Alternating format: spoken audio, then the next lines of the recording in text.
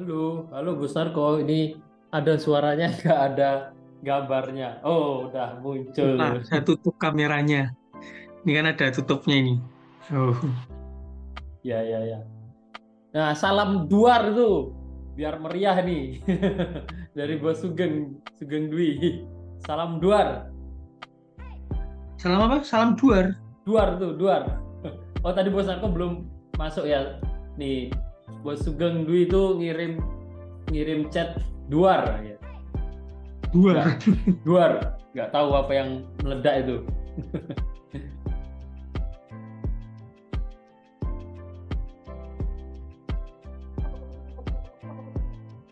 Sudah Bos Narko. Ini pertanyaan. Kusnar aku mau tanya cara membedakan broker, market maker, dan hybrid. Pertanyaan menarik. Kalau menurut saya, hampir semua broker atau bisa dibilang semua broker itu eh, kadang hybrid. Apalagi yang ngasih bonus-bonus atau ngasih fasilitas leverage besar. Setahu saya dan bagaimana mereka menjelaskan ke saya, ya hybrid karena sama aja ketika mereka lempar. Nah, masalahnya gini, yang kita cari ini bukan masalah hybrid atau tidak hybridnya, tapi adalah mereka jujur atau tidak, mereka curang atau tidak. Yang penting kan di situnya curang atau enggak. Kalau misalkan nggak curang, ya artinya mau mereka makan sendiri orderannya kita, selama kita profit ya mereka bayar. Kalau kita loss ya mereka dapat keuntungan. Itu kalau konsepnya orderan kita tidak dilempar ke market. Selepas itu hybrid atau market maker. Yang jadi masalah adalah ketika orderan kita tidak dilempar ke LP, mereka handle sendiri, tapi ketika profit kita dicurangi, itu yang jadi masalah. Dan biasanya dilakukan oleh broker-broker white label atau broker-broker yang regulasinya nggak jelas. Atau yang terang-terangan mungkin memang ya udah mereka nakal gitu.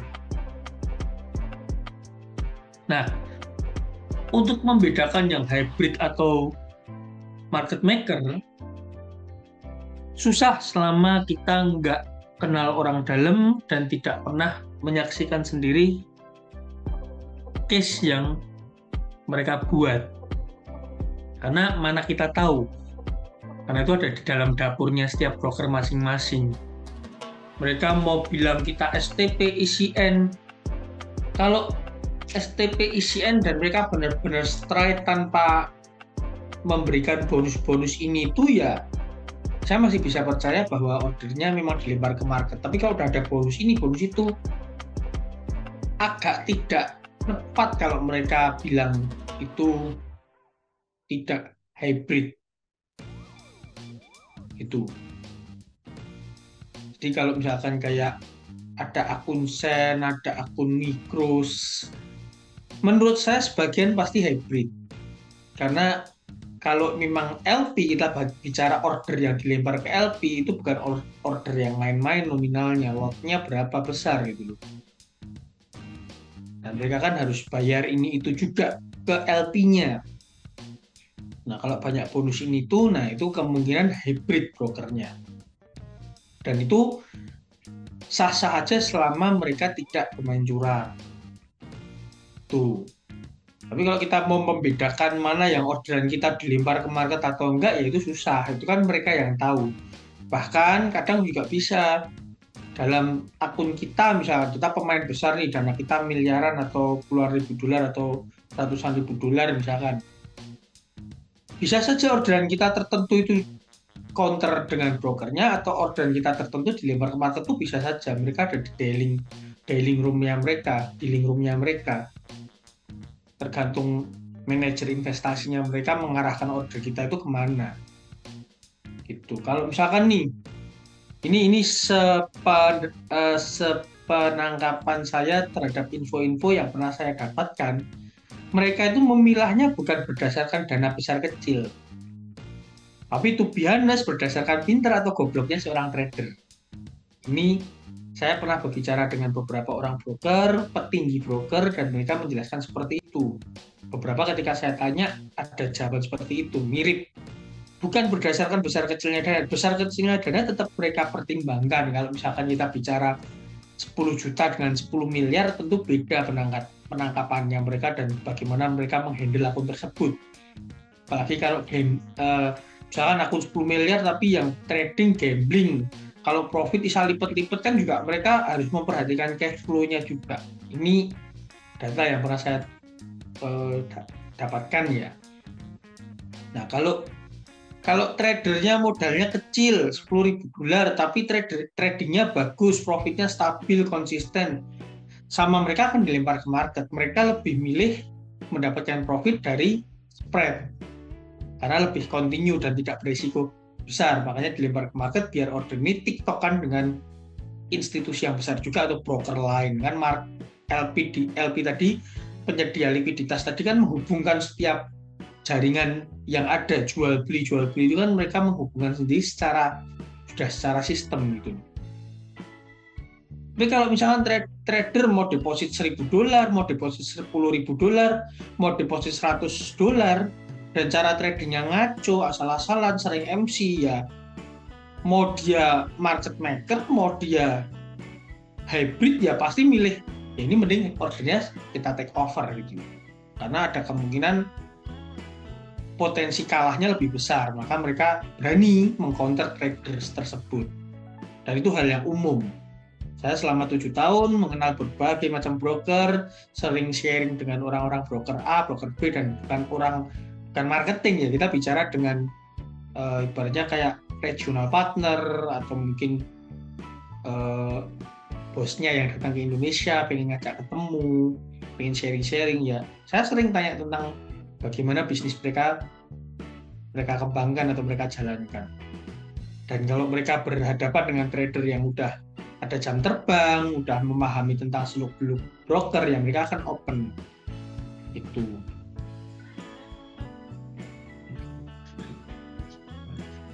Terus ini ada pertanyaan lanjutan, berarti kalau nanti memungkinkan untuk diversifikasi resiko, kita trading di berapa broker? Sebetulnya mau satu broker juga nggak masalah, sama broker yang kita pakai itu bagus. Kita mau nabung nih ke bank, mungkin ada rekening untuk pengeluaran bulanan, ada rekening untuk uang jajan, ada rekening untuk masa depan, ada rekening untuk dana darurat. Masa kita harus beda-beda bank kan nggak perlu juga. Kalau misalkan kita udah nyaman dengan BCA dan BCA oke, atau misalkan kita udah nyaman dengan BRI dan BRI oke. Ya ngapain kita terlalu.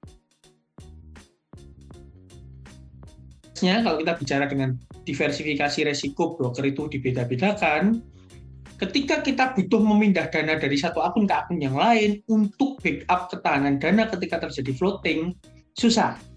Karena brokernya beda, harus kita withdraw, kita depositin. Artinya salah satu benefit dari ternak akun, kalau kita bahas ternak akun, itu sudah hilang duluan. Kita tidak mudah mentransfer dana dari akun yang tidak floating ke akun yang sedang floating untuk dana cadangan, lalu dikembalikan lagi. Benefit yang ini hilang, karena susah. Beda akun, beda broker. Kita harus deposit manual, withdraw. Kena rate deposit withdraw, dan itu kena potongan. Kita dirugikan di situ. Tapi kembali lagi, terserah kebutuhan kita, tergantung cara kita berpikir. Kalau saya pribadi, saya nggak beda-beda broker. Dari dulu, awal pertama kenal Pepperstone ya pakai Pepperstone, pindah ke IC Market karena lebih oke ya pakai IC Market, pindah ke XM karena XM lebih gampang depo WDH, pindah ke XM. Sekarang karena tuntutan harus ada license broker lokal dan lain sebagainya, kita pakai yang ada lokal ada luarnya, pakai HFM gitu. Dan pindah semua, kemarin pindah pelan-pelan karena ada yang floating, ada yang clear, begitu clear pindah semua. Terakhir yang kemarin Bitcoin clear, saya TP, saya tidak nunggu $1.500-an, udah clear, saya pindah dananya. Jadi hampir bersih yang di XM. Itu. Jadi misalnya nih dari Bos Velvier juga, Bos Narko tanya, kan Bos Narko punya akun banyak, itu beda pair tiap akun atau beda beberapa akun yang sama pairnya, tapi setupnya yang berbeda? Nah, nggak harus semua pairnya beda, yang penting resiko setiap akun berbeda. Artinya jangan satu akun itu resikonya sama persis. Dalam arti EA-nya sama, pair-nya sama, settingannya sama. Satu floating $100, satunya juga floating $100, kan nggak ada bedanya. Tapi kalau pair-nya sama, EA-nya beda, otomatis cara kerjanya berbeda. Yang satu mungkin floating, yang satunya nggak floating besar. Atau yang satunya floating besar, yang satunya ini nggak ada floating sama sekali. Tidak masalah. Atau yang satunya buy, satunya analisanya sell. Ini kan beda resiko, dan itu nggak masalah. Itu. Terus kita ke MetaTrader nih, ya. Ini akun kita yang live trade, floating profit, jadi sampai $200-an. Ini $194 floating profit. Ini analisa kita tadi, kapan hari maksudnya, yang menunjukkan bahwa ini adalah inverted head and shoulder, di mana sempat retest 2 kali, terus membentuk double top dan kita khawatir dia turun, tapi neckline-nya tidak berhasil tertembus dan dia naik lagi sekarang.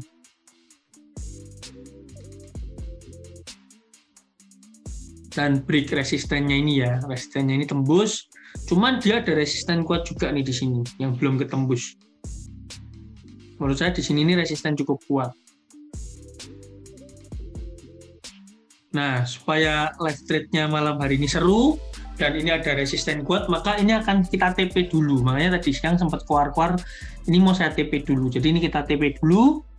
Nanti kalau resistennya ini yang awalnya support become resisten dan resisten ini semoga tertembus, kalau dia break kita buy lagi nantinya. Tentunya dengan didukung analisa teknikal. Kita buy lagi, nanti cari SL-nya pendek, TP-nya tetap lanjut lagi. Target kita di sini. Kalau ini nunggu sampai TP pasti lama. Sementara peluang yang lain sayang kalau dilewatkan. Jadi ini kita TP dulu ya. Close dulu. Nah, udah masuk ke profit kita hari ini sebesar $195. Congratulations dulu buat tim teman-teman semua.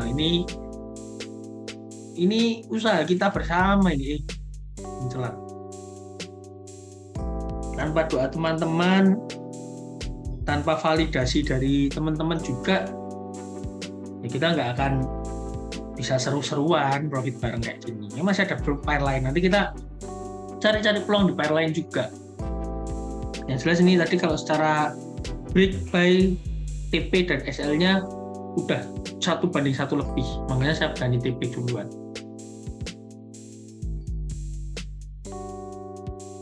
Oke, gitu. Nanti $195.81 ini kita bagi 2, terus kita akan bagikan di akhir video ini profitnya. Jadi siapkan 1 buku teman-teman. Sekitar 1.500. 95.81 dibagi 2 dikali 15.000.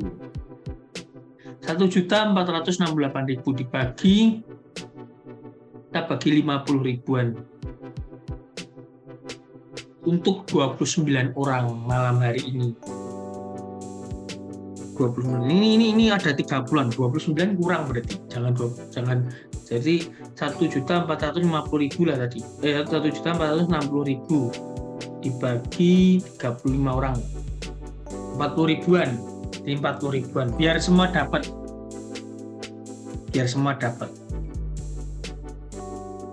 Oke. Nah, ada pertanyaan dari Bos Sairul. Apa itu entry di time frame daily? Patokan entry-nya nah ini head and shoulder.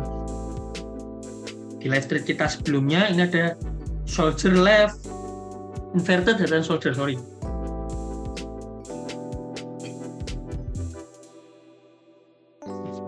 Shoulder left, head and shoulder right. Ya, break. Kita sempat nge-buy, terus dia retest, mantul di area resistance become support yang menghubungkan neck-nya ini, left dan right neck shoulder-nya ini, dan akhirnya dia naik. Dan menurut saya ini naiknya udah capai resisten pertama, yaitu di area support become resistant, yang mana kalau ini break, kita bisa buy lagi lebih optimis. Karena targetnya sebetulnya masih di sini kalau setara Head and Shoulder. Gitu. Support become resistant itu cocok untuk posisi slog, long atau short. No, kita nggak pernah pakai patokan seperti itu. Long atau short, buy atau sell, kalau kita lebih familiar nyebutnya buy sell ya. Kalau long short itu kurang familiar. Nah, buy atau sell itu bukan diukur dari cuma resisten atau support yang menjadi sebaliknya, tapi dihitung dari pergerakan harga. Pergerakan harga ini mencerminkan trennya apa dulu. Trennya apa, lalu dia mengikuti tren atau berganti tren. Kalau dia follow tren, maka harus ada misalkan uptrend, resisten yang tertembus.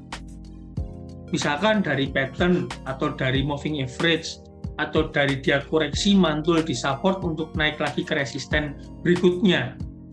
Jadi bukan cuma sekedar SBR RBS. Itu. Kalau ganti tren ya tadi ada support, kita uptrend, supportnya tembus, ganti tren. Atau muncul pattern-pattern kayak Head and Shoulder, double top, rising wedge, seperti itu. Tapi kalau misalkan continue ya tadi diperkuat apa? Jadi jangan cuma melihat horizontal line tembus terus kita jadi patokan, ya itu harus diperkuat. Menurut saya kalau kita mau trading dengan meningkatkan akurasi analisa, perkuat dengan tadi apa? Misalkan pakai indikator tambahan atau pakai chart pattern atau pakai Fibonacci atau pakai ya itu tadi. Trennya apa? Trennya kenali dulu. Penting trennya dulu itu. Oke. Jadi minimal ngebentuk tren gimana? Ya berbagai macam cara bisa kita lakukan. Contoh, pakai dua teori, yaitu terbentuk higher low dan higher high. Atau terbentuk lower low dan lower high, itu dengan dua teori. Atau bisa dengan indikator tren. Misalkan moving average, atau pakai Bollinger Band, atau pakai Ichimoku. Atau bisa tren itu kita tarik garis channel, trend line. Atau channel, contoh nih naik misalkan seperti ini contoh ya, ini tidak rapi tapi contoh. Nah ini kayak gini gerakannya, misalkan naik, kita gambar channel misalkan ini singkat aja, saya kasih contoh. Ini yang uptrend, nah ini sebagai channel, ini uptrend. Begitu nanti dia break, ini dia break, dia ganti downtrend. Bisa juga kita analisa seperti itu. Oke.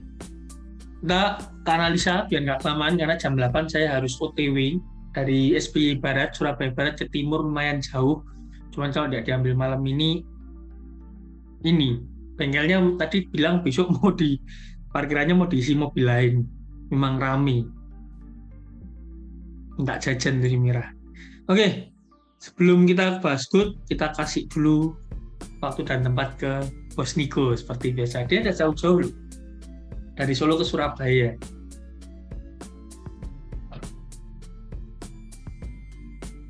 Oke. Ya, sama-sama Bos Sahrul, semoga bermanfaat. Nanti kita sharing-sharing lagi.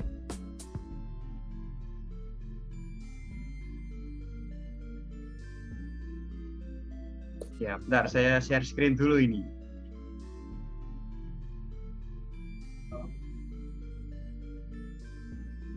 Oke, mau konfirmasi dulu apakah layar saya tampilannya sekarang udah ada di MT4 atau belum?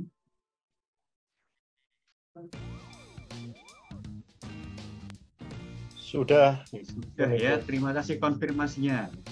Jadi malam hari ini yang mau saya bawakan itu ada di GBP USD. Jadi ini saya sempat analisa untuk GBP USD, tapi pakai support resisten aja. Jadi di sini saya mencari area resisten dan supportnya. Jadi kalau teman-teman lihat di chart saya itu, saya pertama mencari titik supportnya dulu. Di sini ada support pertama dan ada support kedua. Support pertama acuannya saya ambil, kalau kita lihat ke belakang ya, kita ambil H4 itu di sini ada candle candle yang membentuk titik support. Kemudian berikutnya support kedua itu saya ambil di candle bullish yang ini, yaitu support pertama, support kedua. Terus untuk resisten area yang pertama ini saya dapat dari saya narik chartnya beberapa waktu ke belakang. Jadi kalau kita zoom out sedikit, ya ini saya agak tarik sedikit ya. Di sini ada beberapa titik resisten. Sebenarnya ini resisten become support juga ya. Ini ada resisten, ada resisten, ada resisten. Kemudian di sini ada support. Ini ada support sempat ke-break sedikit juga. Dan di sini harga sekarang masih tertahan di resisten area yang saya bikin atau area yang saya analisa seperti itu. Kemudian di sini saya juga menggambar area resisten terluar untuk saat ini di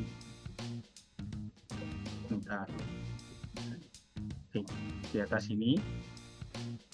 Ada resisten kedua, acuannya saya ambil dari resisten beberapa candle ini. Pertama resisten ini, kemudian ada resisten juga, ada resisten, dan itu sejauh ini belum berhasil tertembus jadi taruh 4 berapa hari terakhir gitu. Kalau menurut saya untuk saat ini saya agak tertarik mengambil peluang sell gerak.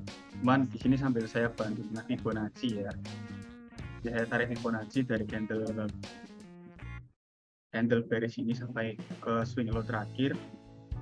Ini ke swing low yang sebelumnya yang paling bawah di hari ini. Itu saya akan mengambil peluang sell ketika harga menyentuh ke area Fibo 50 di harga 1.21123. Saya akan ambil peluang sell di situ. Kemudian untuk TPSL ini pakai 300 poin 1:1. Kalau ambil sell di sini 300 poin itu sekitar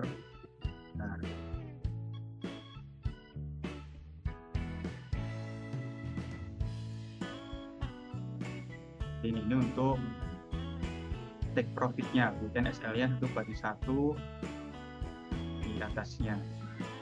Nah seperti ini.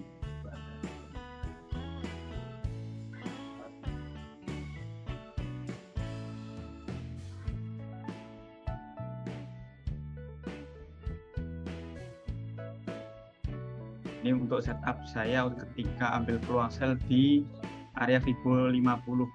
Seperti itu sih kalau dari analisa saya.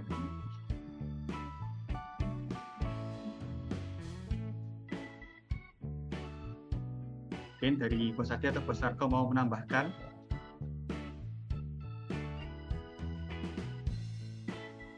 Bos Narko mana ini? Bos Narko mau menambahkan nggak?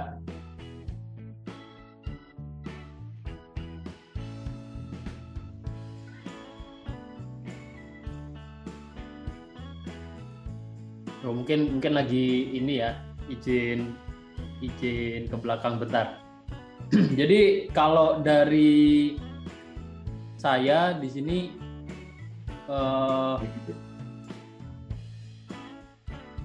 saya kurang sependapat sih kalau untuk kasus ini ya. Karena ini mungkin yang bisa jadi pertimbangan, kita juga harus konsisten di narik Fibonacci. Kalau memang pergerakan harganya seperti ini, kita lihat ini sebagai swing high.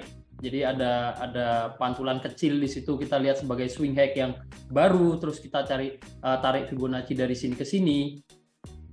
Maka kita juga perlu mempertimbangkan ini sebagai dia udah sempat koreksi, dia naik lagi.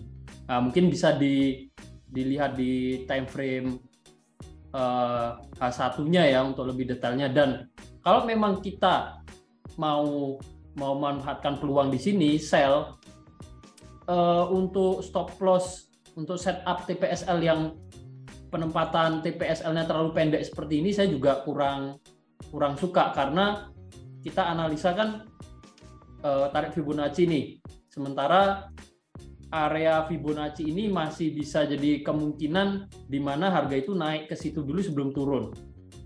Nah, mungkin untuk stop loss-nya itu bisa dipertimbangkan ditaruhnya di atas level 618. Ya, untuk stop loss-nya di atas level 618, untuk take profitnya bisa agak jauh ya, karena kenapa? Karena kita follow trend. Kalau memang harga ini kuat turun, maka penurunannya harusnya bisa jauh karena follow trend. Namanya follow trend ya, harusnya harga ini bergerak turun membentuk support yang lebih rendah dari support terakhirnya. Seperti itu. Mungkin seperti itu sih masukannya.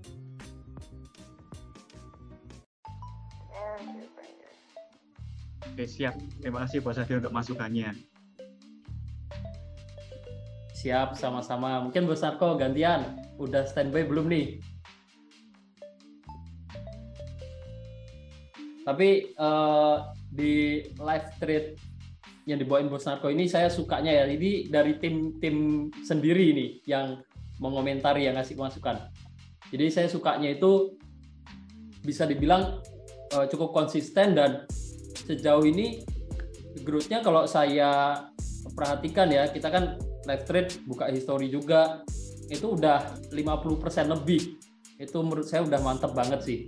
Dan kita profitnya bareng-bareng, sama plusnya yang mungkin di tempat lain saya kurang tahu juga, mungkin nggak ada ya. Profitnya itu di withdraw bagi 2. Kurang apa coba? Jadi kalau Bos Narko profit, ya kita analisa bareng, profit bareng. Saya ikut seneng. Jadi senengnya nggak cuma di Bos Narko aja nih. Mantep dah pokoknya. Bos Narko udah standby belum nih? Ini kayaknya Bos Narko masih itu sih, baru ke bawah kayaknya tadi. Oh, baru ke bawah. Oke. Iya. Nggak apa-apa. Mungkin dari Bos Iko ada yang mau ditambahin nggak sambil nunggu Bos Narko? Kalau dari saya udah sih Bos Adi, mungkin baru itu. Soalnya tadi saya juga lihat beberapa pair masih sideways ya. Oke, siap. Kalau gitu, kalau dari saya sih gini aja, saya balikin ke teman-teman. Ada pertanyaan nggak? Nah, nanti kita bahas, kita diskusi bareng.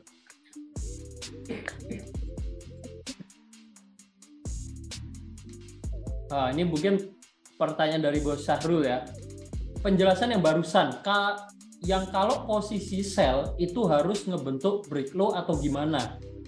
Sebenarnya gini, kita mau ngambil posisi sell itu plus minus. Ya misalkan nih, saya gantian share screen aja deh. Bentar.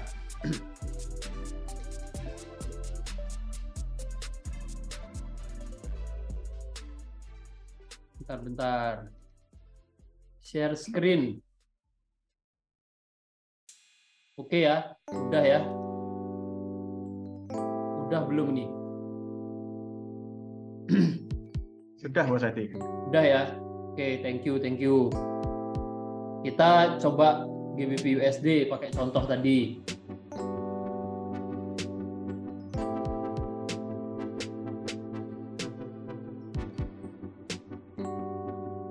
Nah, misal tadi pertanyaannya, kalau misalkan kita mau nge-sell, ya, ini area super resisten ya, misalkan kita mau nge-sell,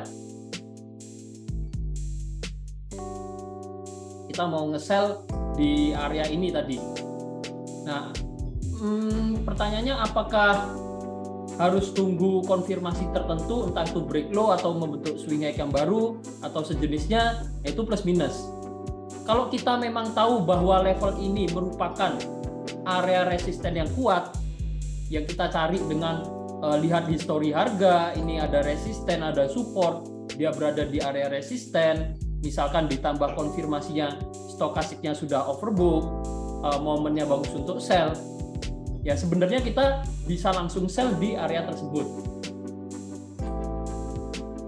Plusnya apa? Plusnya ya kita bisa mendapat harga entry yang lebih bagus, harga entry yang lebih tinggi tanpa harus menunggu mungkin yang dimaksud membentuk swing high yang baru ya. Kita bisa dapat entry-nya di sini. Ya, entry sell di resisten. Kalau misalkan nunggu konfirmasi membentuk swing high yang baru misalkan, ya nggak masalah, itu bagus juga. Jadi kita menunggu konfirmasi memang harga ini ada potensi akan turun, baru kita sell. Dapat konfirmasi lebih, ya bahwa harga ini akan turun, tapi untuk entry-nya ya bisa jadi dapat harga yang lebih rendah, jadi kurang bagus dibanding kita langsung sell di area resisten. Ya, jadi plus minus. Ada yang lebih suka nunggu konfirmasi, ada juga yang langsung buy atau sell di area resisten atau support.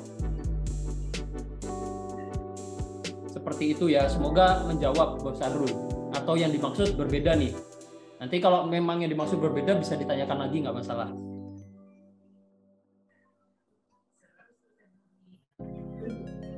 Bos Narko udah balik apa belum? Nah, saya dapat info katanya Bos Narko udah standby lagi nih. Bentar, ini masih nunggu tamu bentar. Jadi makanya nganterin barang bentar. Ada tamu. Oke, siap. Bentar, siap. habis ini. Cuman ya. saya tadi turun salah lobby. Yang tamunya itu salah lobby. Ini terlalu banyak lobby jadi bingung sendiri. Siap. Boleh kita lanjut bahas sama saya dulu ya, nggak masalah. Siap. Ada lagi nggak yang mau ditanyakan? Atau Bos Syarul tadi masih belum puas tanyanya, nggak masalah, tanya lagi aja. Ya itu plus minus. Mungkin mirip dengan kasus kalau kita kan ada juga trader yang sukanya itu tunggu konfirmasi candlestick terbentuk. Jadi udah di area support, tapi terbiasa tunggu konfirmasi ada candlestick yang terbentuk dulu, atau di resisten ya. Ini contoh ini kita sebenarnya udah punya acuan resisten yang kuat nih di sini. Yang namanya area resisten ya ada potensi harga akan memantul turun. Nah, ada trader yang langsung nge-sell di resisten. Contoh ya, ketika kita udah dapat referensi nih, ini ada resisten, kita tarik garis. Ada trader yang ketika harga naik nyentuh resisten langsung sell. Ya mungkin bisa ambil setup take profit bagian bawah. Nah ini plus minusnya. Bisa ambil take profit sama stop loss-nya pendek aja.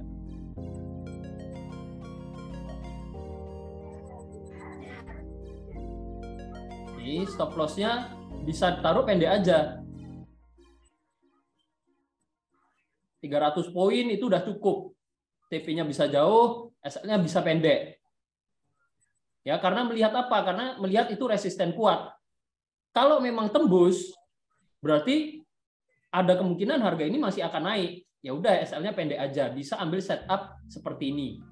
Ada juga mungkin yang terbiasa tunggu konfirmasi. Ada candlestick pembalikan arah dulu terbentuk, baru masuk sell. Nah, contohnya di sini ini. Nah, di sini harga udah naik nyentuh resisten, bergerak turun, jadi harga itu membentuk candlestick yang seperti ini ya. Ada body, terus ekor candlesticknya cukup panjang bagian atas. Ya, ini bisa dibilang nama candlesticknya itu shooting star yang di sini nih. Ketika ini terbentuk, dia baru entry nih. Nah, setupnya nggak seperti ini, setupnya jadi seperti ini. Entry-nya tunggu candlestick dulu. Nah, untuk stop loss-nya bisa jadi lebih jauh. Nah, itu plus minus sih. Plus minus. Dan nggak masalah kita mau langsung entry di resisten atau terbiasa tunggu konfirmasi bentuk harga atau bentuk candle dulu terbentuk baru entry, nggak masalah. Tinggal enjoy-nya sama kita bisa konsistennya itu pakai teknik analisa yang seperti apa.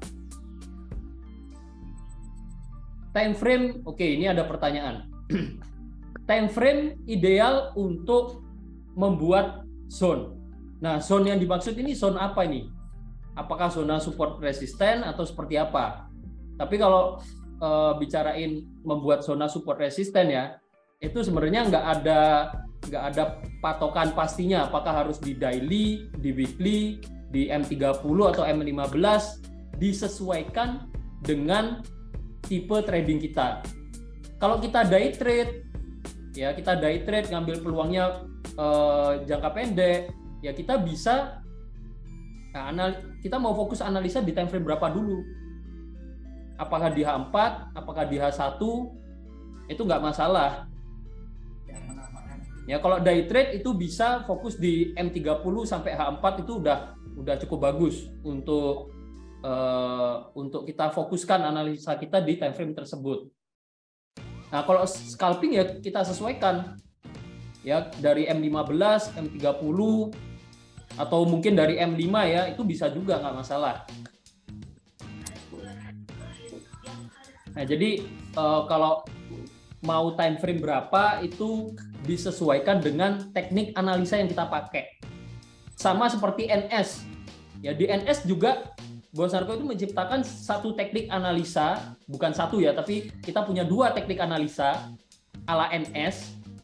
Ya, kita sesuaikan time frame berapa yang dipakai, ya sesuai dengan teknik analisanya. Sesuai dengan cara analisanya.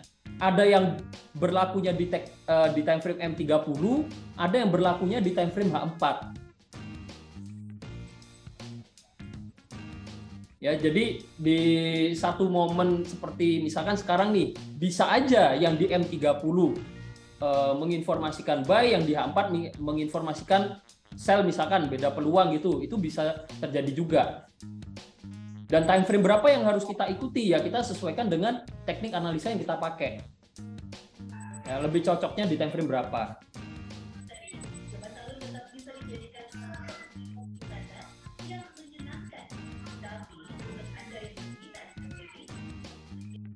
Ini ada pertanyaan lagi nih. Kalau hanya shadow yang mengenai garis support and resistance, apakah bisa langsung OP? Nggak nunggu close candle dulu. Ya, ini seperti yang tadi saya jelaskan ya. Ini contoh di sini. Ini saya coba jelaskan ulang ya. Misalkan nih harga masih di sini. Ya, harga naik seperti ini, ya naik seperti ini terus turun. Nah, ini kan kita bisa tandai level ini sebagai level resisten. Ya, kita tandai ini level resisten. Oke. Ya, ini contoh. Terus harga naik turun sampai akhirnya harga naik turun sampai akhirnya nyentuh nih. Harga naik.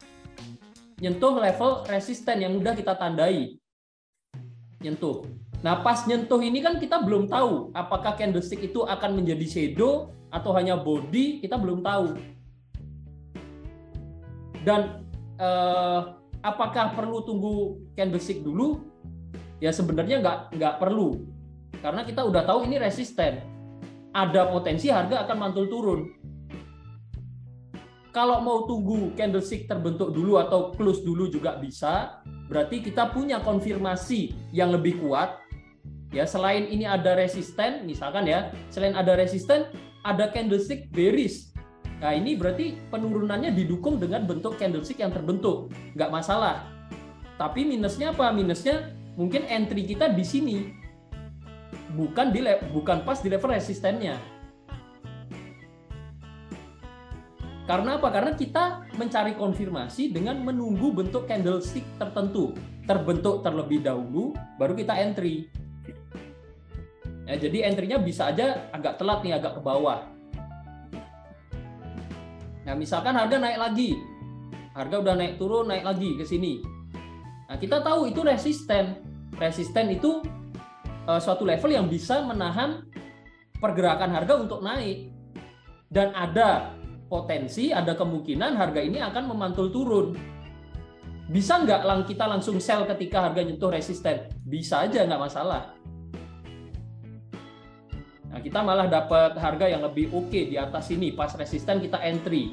Mungkin ada yang bilang teknik-teknik seperti ini di luar sana saya sering dengar sniper entry. Nah, sniper entry maksudnya entry-nya pas di level resistennya, harga langsung turun. Itu juga bisa. Bisa juga ketika naik, nah ini masih belum yakin nih, ini kayaknya akan ketembus. Saya tunggu bentuk candlestick dulu atau tunggu candlestick-nya tertutup dulu, pindah ke candle berikutnya, ya nggak masalah. Tapi entry-nya ya dapat entry mungkin di level yang lebih bawah. Gitu ya. nggak masalah, nggak harus tunggu bentuk candle dulu.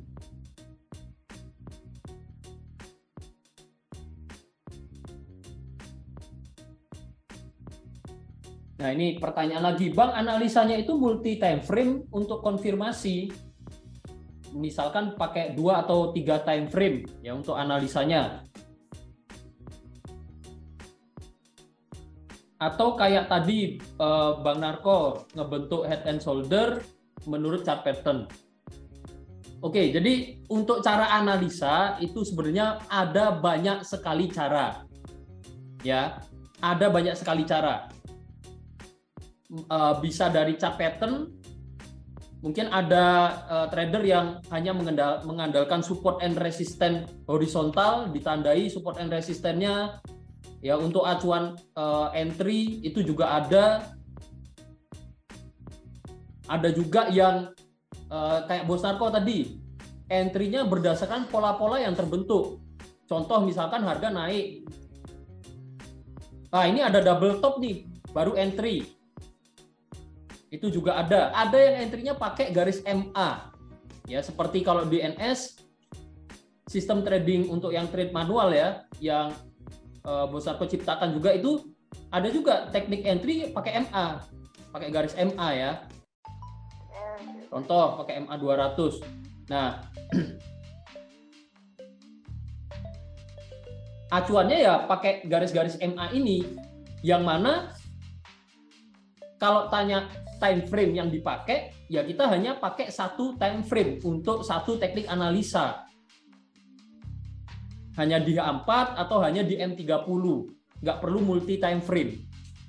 Sebenarnya kalau mau multi time frame itu lebih ini ya, untuk konfirmasi itu nggak masalah. Dan kalau nggak multi time frame pun itu bukan suatu masalah. Nggak apa-apa, kita hanya fokus di H4 aja. Ini ada double top tadi. Apalagi kalau kita misalkan nih mau fokus di penerapan chart pattern atau pola-pola harga. Di H4 ada double top, ya kita entry hanya fokus analisa di time frame H4 itu bisa kita sell, harga turun. Misalkan kita mau pakai time frame fokusnya di M30, ya kita cari double top misalkan. Ini contoh aja ya, pola yang gampang dicari, double top, double bottom. Nah, contoh ini, harga turun ada double bottom misalkan. Ya, sempat koreksi, harga berhasil naik. Ya fokus aja di time frame M30, kita nggak perlu untuk lihat double bottom ini, kita nggak perlu ke H4, nggak perlu ke H1, itu nggak perlu. Nah, multi time frame itu biasanya diterapkan atau kita pakai ketika kita ingin mencari konfirmasi lebih. Ya, ingin mencari konfirmasi lebih. Contohnya misalkan nih, ini contoh. Di time frame H4 kita lihat area yang warna biru ini merupakan area support and resistance yang kuat. Nah, sebelum entry sell, ya sebelum entry sell di area yang sekarang ini menjadi area resisten, kalau misalkan analisanya hanya berdasarkan pergerakan harga seperti ini, mungkin kita jadi ragu nih, ini ada resisten, tapi resistennya kuat nggak ya? Harga ini masih akan lanjut turun nggak ya? Nah, biasanya perlu konfirmasi di time frame daily, trennya itu gimana? Ya ini contoh. Kalau misalkan kita mau ngambil peluang sell untuk jangka panjang misalkan, nah sell di area ini seperti yang Bos Niko tadi sampaikan. Sell di harga saat ini untuk SL-nya misalkan pakai kurang lebih 300 seperti ini. Untuk take profit misalkan nih pakai panjang karena melihat ini resisten dan tren selama ini ya 2 minggu terakhir, 2-3 minggu terakhir ini downtrend. Ya, tren 2-3 minggu terakhir downtrend dan harga berada di resisten. Misalkan ngambil peluang sell gini. Nah, untuk konfirmasi lebih kita bisa lihat ke daily ya untuk pertimbangan, sehingga akhirnya apa? Akhirnya analisa multi time frame.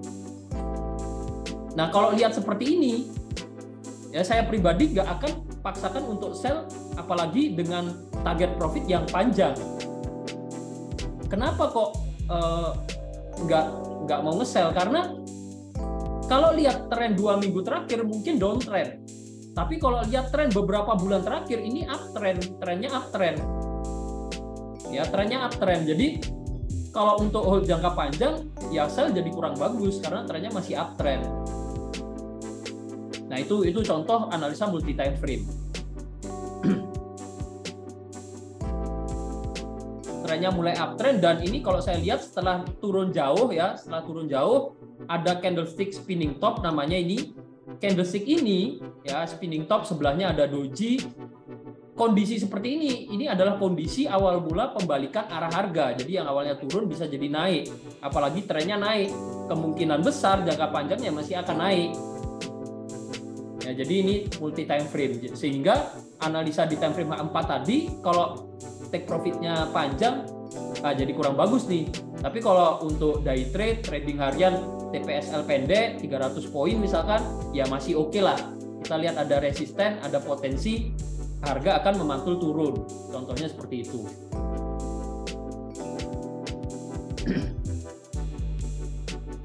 Nah, ini pertanyaan menarik juga dari bos, username-nya Asus. Merek laptop Asus.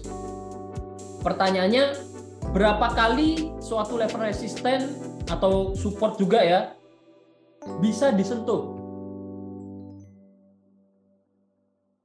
Ya, berapa kali bisa disentuh sampai akhirnya mungkin menjadi support, atau yang awalnya support jadi resisten, yang awalnya resisten jadi support. Itu bisa berapa kali? Tidak ada acuan pastinya. Tidak harus 2 kali, 3 kali, 4 kali, itu nggak ada acuan kita ngitung pantulan harganya. Justru semakin banyak pantulan harga di level tersebut, maka level tersebut bisa kita katakan semakin kuat untuk dijadikan acuan level support maupun level resisten. Ya, contoh. Di sini saya gambar garis. Ini merupakan level support. Ya, jelas harga turun naik. Ini level support nih. Tapi kalau kita tarik ke belakang, ke kiri, di level ini mungkin nggak ada acuan yang cukup bagus. Ini tembus, ini ditembus, ini ditembus. Ya, ini mungkin bisa jadi acuan ya. Ada satu, ini juga sempat break. Ini nggak nyampe, udah turun. Sehingga bisa saya katakan di sini oke, ada level support, tapi acuan pantulannya cuma satu nih. Sehingga support ini kurang bagus untuk dijadikan acuan yang bisa kita katakan sebagai support yang kuat. Beda halnya dengan support yang kita gambar di support and resistance yang kita gambar di sini. Ini bisa saya katakan levelnya cukup kuat nih. Karena apa? Karena ada acuan satu di sini. Di sini jadi resisten, di sini jadi resisten, di sini jadi support, di sini jadi support. Ya, walaupun ada beberapa break ini ya, tapi masih jadi support, ini masih jadi resisten. Ketika harga drop jauh seperti ini pun kita bisa lihat ada koreksi kecil di sini. Sehingga apa? Sehingga yang saya lihat bukan berapa kali dia mantul, ini 3, 4, 5, 6, 7, 8 kali. Kita nggak lihat jumlah pantulannya, tapi kita bandingkan aja. Kalau lebih dari 2 kali, mungkin bisa 3, 4 kali pantulan, level tersebut itu bisa jadi referensi level support and resistance yang kuat. Dan kita bisa lihat harga terkininya ini. Nah, dia ada pantulan turun nih. Karena apa? Karena ya kita tahu bahwa level ini merupakan level, bisa jadi level resisten yang kuat. Ada pantulan turun. Ya, jadi nggak ada acuan kita harus ngitung sampai berapa kali level tersebut ada pantulan harganya ya. Tapi untuk lihat support and resistance yang kuat yang seperti apa ya, semakin banyak pantulannya, semakin level tersebut bagus untuk kita jadikan acuan support and resistance.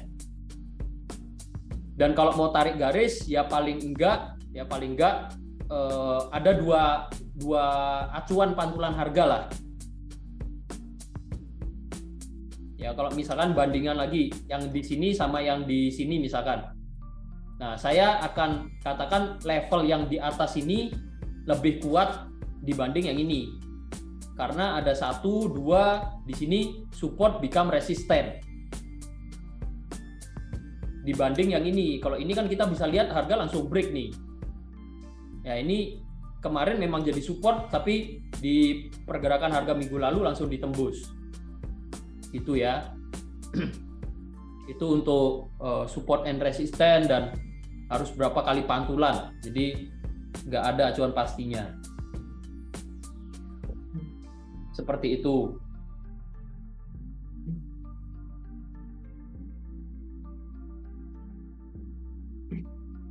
Bos Narko masih bersama kita nggak nih?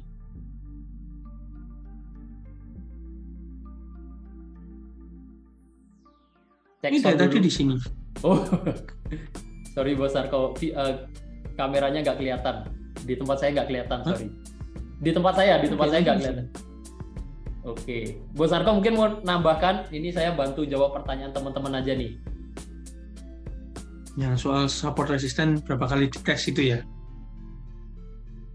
Ya, ini ada banyak Jawaban pertanyaan. dari untuk yang support resisten berapa kali disentuh, jawaban dari Bos Ade tadi betul, tapi sudut pandangnya ternyata berbeda dengan cara saya melihat pertanyaan itu. Tapi kalau misalkan dilihat dari sudut pandang yang tadi Bos Ade bilang, mungkin saya sambil orek-orek chart dikit.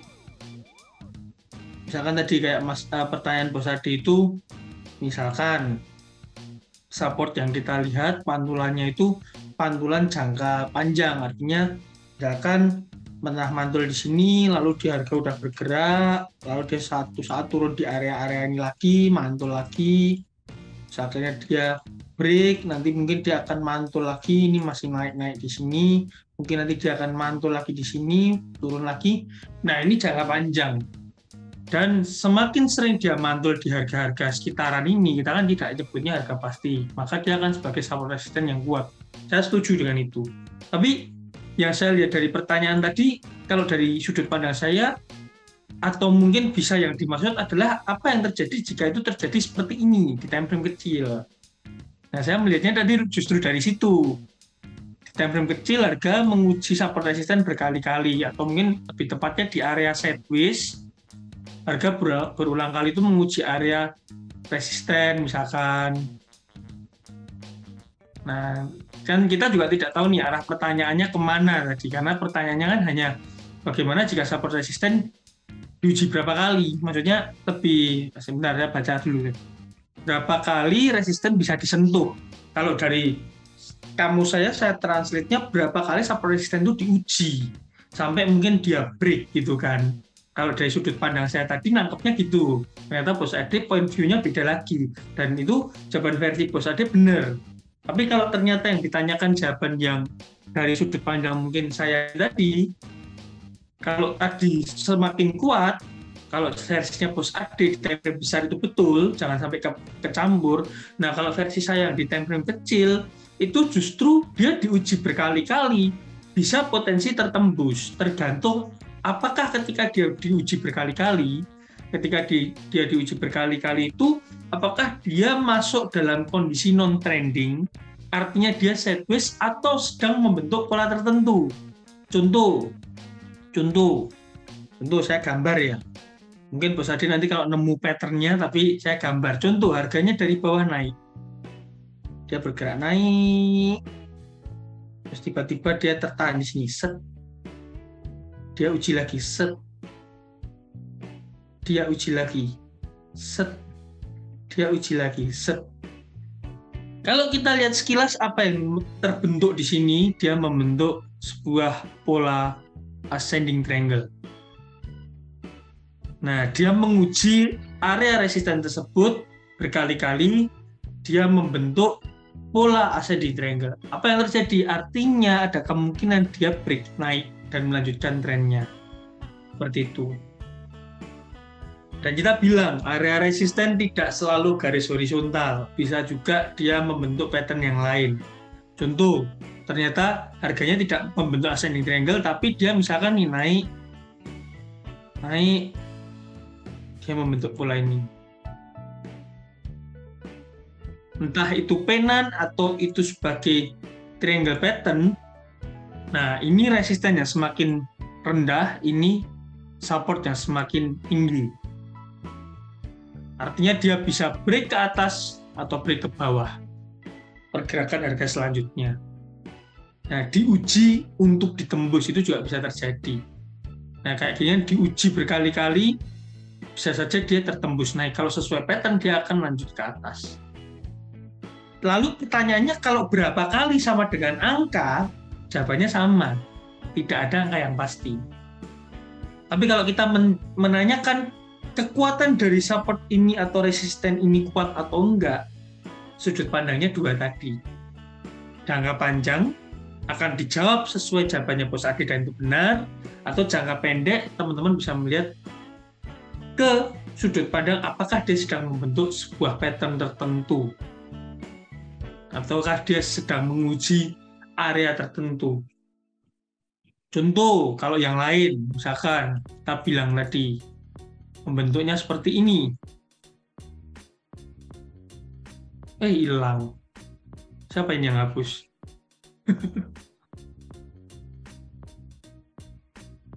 Oke, kita ulang. Nggak apa-apa. Misalkan harga membentuk pattern seperti ini. Dia menguji resisten 2 kali. Di sini ada neck, ya. Dan ini membentuk pola double top. Karena dari bawah naik, dia membentuk pola double top. Syaratnya break neck-nya. Ternyata dia break. Ya, artinya resisten ini masih kuat. Dia akan lanjut turun. Sesuai teori. Atau mungkin misalkan dia menguji resisten, misalkan ini ada harga bergerak jauh, terus mungkin ini tertahan, terus ini juga gini, tahan. Di sini kan ada resisten gram support, terus habis itu dia break lagi, terus suatu saat harga naik, di sini membentuk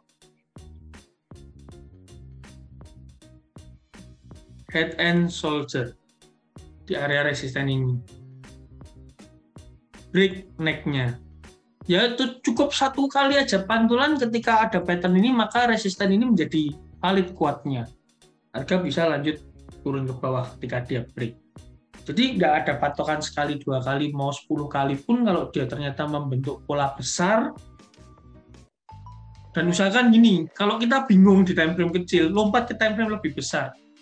Usahakan selalu gitu, atau mundur time frame besar dulu ke time frame kecil. Kalau saya pribadi, saya suka time frame besar dulu. Weekly dulu, daily, atau mungkin daily dulu, H4, H1, M30. Tapi kalau misalkan teman-teman bingung, M30 nggak jelas pattern-nya, nggak jelas gambarnya, naik ke H1. H1 masih nggak jelas ke H4. H4 nggak jelas, daily. Itu. Jadi, time frame 1 tidak memberikan informasi yang jelas, masih ada time frame yang lain. Time frame yang lain tidak bisa memberikan informasi yang jelas, ada pair lain. Jangan memaksakan kita trading di kondisi yang kita itu nggak tahu marketnya ini analisanya gimana, karena ada kondisi-kondisi mungkin dia masih non-trending. Non-trending kita paksakan entry juga not good kalau dia di tengah-tengah. Kalau non-trendingnya dia di area support atau resisten ketika dia sideways, ya no problem. Contoh, misalkan non-trending tapi dia sideways. Contoh kayak gini. Nih kita lihat yang sini, dia non-trending misalkan, naik turun di situ aja. Nah kalau kita manfaatin peluang, kita buy-nya di support atau sell-nya di resisten masih oke. Tapi kalau dia di tengah-tengah, kondisi dia non-trending di range ini, kita bingung terus kita asal entry buy atau sell, menurut saya not good. Jangan memaksakan seperti itu. Paham teman-teman? Semoga bisa menjawab.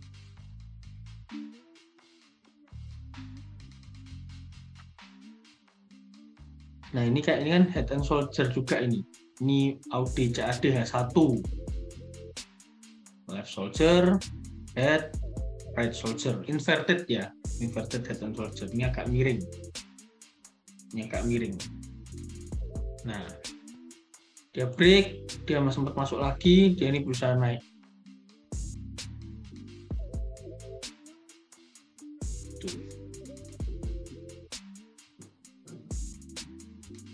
Ini juga sudah kita info di grup besar kok. Inverted head and shoulder itu. Sudah. Jadi teman-teman nggak ketinggalan. Contoh nih, misalkan kita di time frame kecil ya, saya maksud tadi biar jelas ya. Di time frame kecil gini nggak jelas, misalkan ini bentuknya trennya kemana. Naik ke time frame besar. mulai kelihatan kan, dia bergerak di sini, terus dia sempat naik turun. Tapi masih kurang jelas kalau menurut saya, naik ke time frame lebih besar lagi. Nah, lebih kelihatan. Setelah kenaikan, dia mulai koreksi. Mungkin masih kurang jelas ke daily. Nah, kalau ke daily mungkin kita akan membacanya kalau dengan dua teori. Ini fase akumulasi, lalu ini fase publik partisipan, dan ini mungkin di fase distribusinya. Kalau kita bicara biasa, bahasa yang mudah dipahami, ya dia nggak mungkin naik terus. Setelah dia sideways, naik, pasti ada koreksi. Koreksi ini bisa ganti tren, bisa dia untuk naik lebih tinggi lagi. Nah, ini kan tertahan nih di Fibo 161.8 yang kemarin kita analisa. Dia tertahan di sini. Terus kalau kita lihat di H4-nya ini, harganya belum terlalu jelas juga. Ini sideways tapi naik pelan-pelan. Apakah dia membentuk? Ya, Bos Narko, saya potong. Kalau saya lihatnya di situ ada rising wedge, Bos Narko. Apalagi kan habis tadi drop yang jauh. mau saya lanjut itu. Tadi belum selesai kalimatnya. Oke, siap Bos Narko. Nah, apakah jadi rising wedge? Itu tadi. Jadi kalau misalkan penurunan terjadi rising wedge, dia akan turun, akan kembali ke downtrend. Jadi rising wedge ini belum tentu continuous pattern, bisa jadi reversal tergantung arah trennya awal dari mana. Kalau dia dari bawah terbentuk rising wedge seperti ini, ya dia akan kalau break supportnya dia akan lanjut turun. Tapi kalau dari atas, dari bawah ke atas yang membentuk rising wedge ini, ya tetap turun. Dia akan menjadi reversal pattern. Kalau ini menjadi continue pattern. Tuh. Nah, ini kan kalau bisa kita bilang resistennya bukan garis horizontal. Resistennya dia trendline. Yang ini juga resistennya trendline, sama. Ya. Diuji berapa kali? Ya, tergantung kekuatan dari pattern ini. Ini udah teruji berapa kali? 1, 2, 3, 4. Resistennya juga teruji 1, 2, 3. Semakin ke sana, saya yakin semakin tipis pergerakan dia, movement-nya dia akan semakin sempit kalau pattern-pattern yang sudutnya ini saling berlawanan. Contoh kayak rising wedge, falling wedge, triangle, entah mau ascending, descending, atau symmetrical triangle, itu kan sudutnya berlawanan. Pergerakan dia akan semakin sempit, tinggal tunggu aja. Nah, itu loh. Tunggu aja pattern itu terbentuk sempurna atau gagal terbentuk. Kita nggak bicara pattern itu pasti.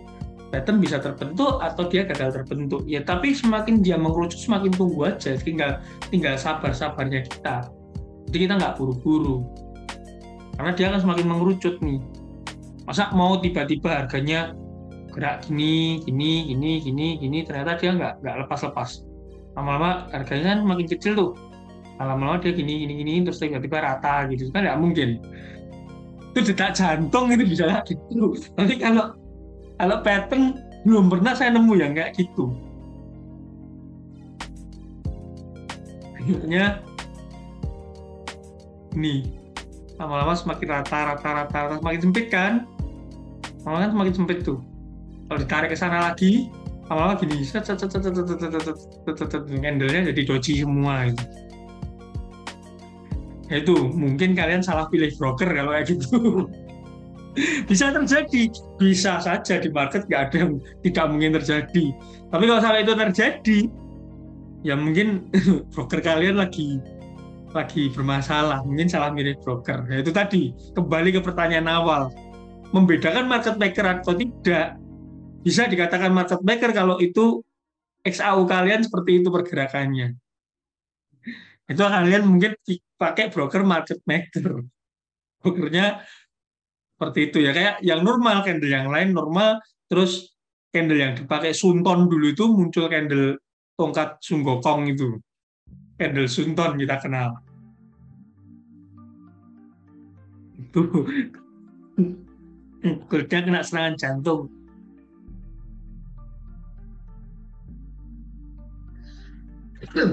Nah, sampai keselak. Muncul Kendall Toya Sakti lah itu. Tadi ada pertanyaan nih. Bang, gambarin pattern-pattern di chat kayak barusan. Nah, kita udah bikin posternya. Nggak tahu udah dicetak apa belum sama tim NS. Nanti kalau teman-teman mau tinggal minta aja. Kalau mau ngeprint sendiri kita kasih filenya, silahkan dicetak, dipajang di dinding rumah biar cantik. Kalau mau bentuk cetakannya nanti kita kirim, cuman resikonya kalau ngirim dokumen ya tahu sendiri bisa ada apa ya bahasa Indonesianya lencu ya apa? Kusut, bisa kusut. Kalau orang Solo ngomong bisa apa? Lencu. Bisa kusut. Kalau kertas nanti sobek juga bisa, ya hati-hati sih. Kalau mau minta filenya nanti kita cetakin gratis. Diambil di trading room, bawa motor, bawa mobil lebih aman. Tapi kalau mau minta filenya nanti kita kirim, silakan cetak sendiri ke ini tempat percetakan di dekat-dekat kampus itu murah. Di figura yang rapi pajang biar inget. Saya dulu gitu, tapi pakai print-printan, saya laminating, saya taruh di sebelah komputer saya. Saya kan pindah-pindah tempat tuh, ya udah saya bawa kemana-mana. Karena udah di luar kepala. Kurang lebih 1-2 bulan tuh hafal. Sama sering tanya ke Pusade atau ke grup atau ke tim yang mana mereka lebih hafal duluan. Saya itu daya tangkap ingatannya rendah guys. Maksudnya gampang lupa, gampang nggak inget. Ngapalin nama orang aja kalau nggak ketemu berkali-kali susah. Tuh.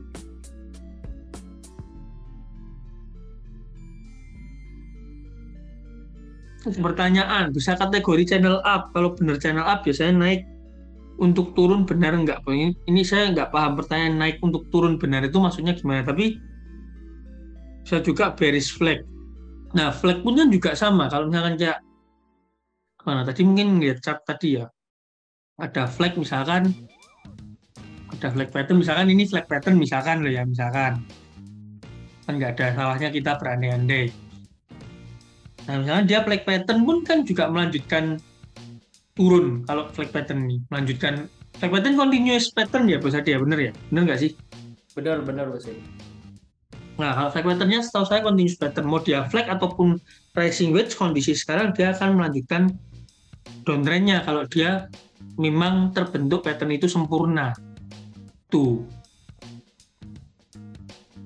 Sambil dilihat nanti ke depannya gimana. Untuk sekarang mungkin harga masih cenderung agak sedikit sideways ya. Hari ini tepatnya. Nah, hari ini kan harganya cenderung sideways. Tidak terlalu anarki. Jadi kita mau entry apa hari ini juga bingung. Nah, sambil menunggu kita mau entry apa, tadi untung yang negosiasi ambil mobilnya bisa ditunda biar bisa menemani teman-teman. Saatnya kita bagi-bagi profit. Ini akan kita withdraw. Kita withdraw dulu, teman-teman bantuin pantau. Kalau ini bisa terlihat saldonya berkurang, berarti withdraw-nya berhasil. Saya akan withdraw dulu. Ini udah ke layar teman-teman belum ya? Udah ke layar HFM ya? Belum Bos Argo. Masih Ya, di betul layar, ya? masih di layar chart. Oke, kita akan withdraw dulu.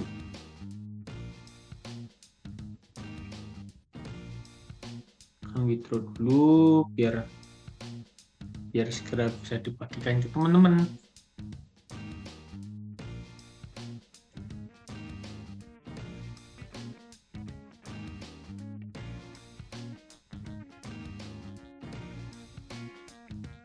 Kita withdraw dulu bentar.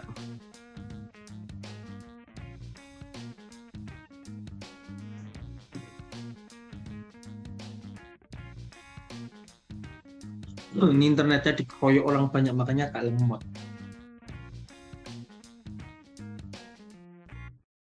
Kita withdraw biar gampang $200 ya. Atau 199 lah biar nggak di bawah 1000. 199 kita withdraw dulu. Berkurang kan? Oke. Jadi saya kira jaringan saya yang lemot. Enggak, tempat saya ini internetnya dikeroyok orang banyak ini. Device-nya ada berapa banyak ini malam hari ini. Kan tim ada 2 yang di sini. Ada Bos Niko sama Bos Fauzi, Bro Fauzi. Sekarang kita ke bagi-bagi. Kita bagi yang nonton berapa orang ini. Yang nonton ada, yang ikut ada 46 ya. Kita bagi 46 biar adil. Saya nggak usah dihitung lah, kita bagi 45 lah. Berarti 199 dolar dikali 15.000 dibagi 2 dibagi lagi, bagi 2 itu 1 saya, terus dibagi ke teman-teman yang nonton 45 orang. 33.166. Itu per orang nanti dapat segitu. Jangan lupa di tag ke Instagram biar lebih semangat lagi.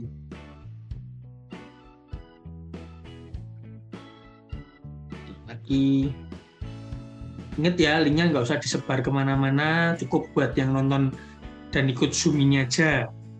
Nanti kalau disebar-sebar nggak rame nanti. Mending yang tetap sesuai omongan aja, yang ikut hadir di Zoom. Benefit buat kalian. Gambar kelinci ya, biar lucu ya. Kita pakai yang gambar kelinci. Per penerima Rp33.200. Jumlah penerima 45 orang. Ucapannya profit live trade. Profit live trade. Oke. Udah siap semua? Kalau udah siap, saya share linknya. Silahkan klaim dan semoga bermanfaat.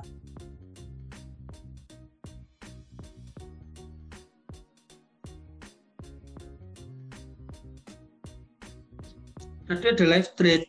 Hari ini saya belum nemu peluang sih kalau dari saya. Marketnya juga slow, kalau mau memaksakan kurang oke, tapi nggak tahu. Ada peluang nggak Bos Adi? Itu linknya udah saya share, silahkan diklaim dulu. Kalau saya lihatnya ya di gold ini sebenarnya Bos Narko. Cuman udah agak lewat ya. Saya lihatnya ya pas di nyentuh resisten trendline-nya itu ada peluang sell cukup bagus. Ya udah, tapi udah agak lewat ya kalau kita lihatin di time frame 1 ya sebelum live trade kan.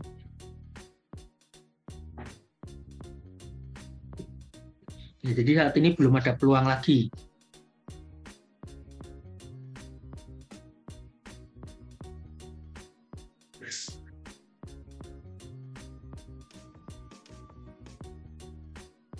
USD JPY.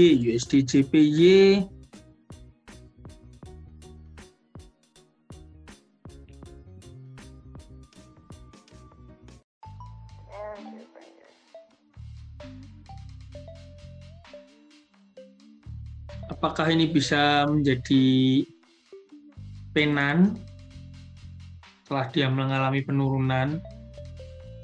Tapi kalau kita lihat penan kok dia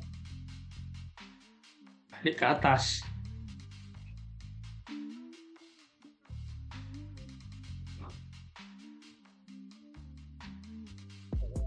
Ya menurut Bos Ade masuk ke penan nggak ini?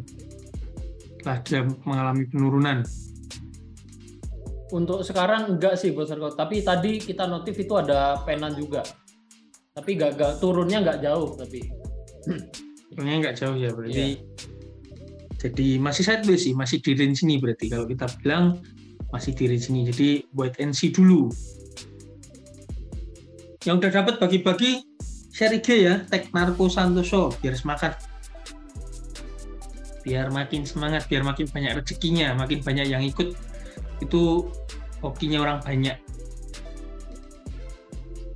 Kalau saya percaya sih gitu, teman-teman ya kembali ke teman-teman sendiri. Namanya kepercayaan kan, percayaan yang bagus saya amini, saya imani.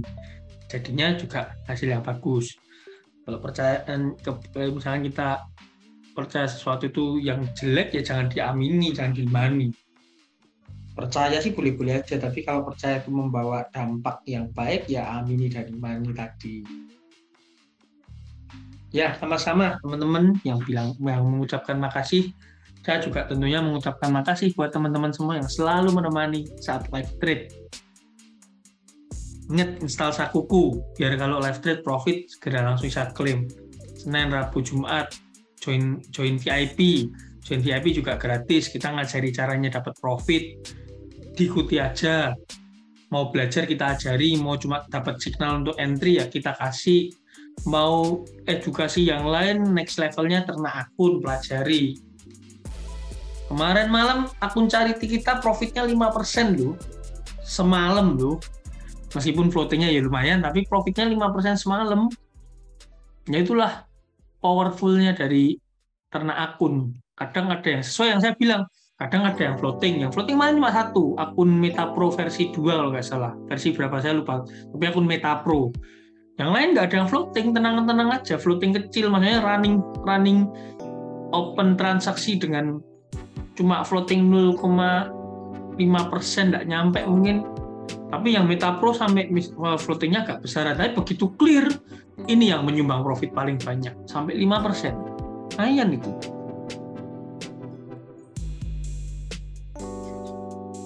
Jadi ilmunya udah ada teman-teman. Saya juga di satu sisi saya itu bukan tipikal yang dikasih kepintaran lebih sama Tuhan. Saya juga tidak merasa seperti itu karena pada saat sekolah yang pinter-pinter banyak. Tapi saya banyak bejo nemu kayak metode itu. Ternyata ini saya jadi metode. Ternyata ini saya dipakai. Ternyata ini saya jadi setup. Ternyata ini saya jadi potensi menghasilkan keuntungan. Sekarang tim udah mulai seperti itu. Tim saya udah mulai live, nemu ini, nemu itu, nemu bug, nemu perbaikan, nemu ide. Ya, saya ikut seneng. Jadi nggak saya yang dituntut untuk berpikir aja, tapi tim juga membantu. Dan hasilnya ya semakin maksimal lagi apa yang kita kerjakan. Itu sih teman-teman. Nah, ini udah 8:30. Hampir 8:30, saya tadi juga lihat Bos Niko itu di belakangnya mulai ada petir-petir nyamber, itu agak di outdoor itu agak khawatir saya itu tiba-tiba kalau keclap nanti kan tuh keclap tuh agak serem gitu. Jadi mending kita istirahat, kita lanjut lagi besok Jumat karena ini udah malam. Saya habis ini mau makan dulu, terus juga mau ambil mobil, agak jauh soalnya. Tuh teman-teman semua, sekali lagi thank you very much, matur sembah nuwun, matur suksma, terima kasih selalu menemani, selalu sharing. Jadi kegiatan kita seperti ini ya, Senin, Rabu, Jumat kita live trade, kita bahas market, kita kasih analisa. Kalau nggak ada peluang ya nggak usah maksa entry, tapi kita ganti dengan edukasi seperti yang tadi. Itu petirnya Bos Niko udah nggak berhenti itu. Tapi poinnya itu tadi, kalau nggak ada peluang ya kita nggak maksa entry, tapi kita ganti dengan edukasi. Kalau misalkan ada peluang ya kita sekalian entry. Kalau ada profit, kita bagi profitnya 50-50. Di 50% buat kalian, 50% buat saya. Kalau rugi, seperti biasa, saya yang tanggung. Itu. Oke, teman-teman semua. Terima kasih buat waktunya. Terima kasih juga Bos Ade yang di Solo dan Bos Niko yang di Surabaya sudah menemani tim NS untuk memberikan edukasi dan sharing-sharing. Sekali lagi terima kasih buat teman-teman semua yang udah hadir. Kalau ada salah kata, salah ucap, mohon maaf karena manusia tidak luput dari dosa. Dan saya Narko Santoso pamit undur diri. NSFX We Trade Better. Bye-bye. Bye-bye. Thank you Bos Arko, thank you Bos Niko dan teman-teman yang ikut join live hari ini. Saya juga pamit undur diri. Bye-bye.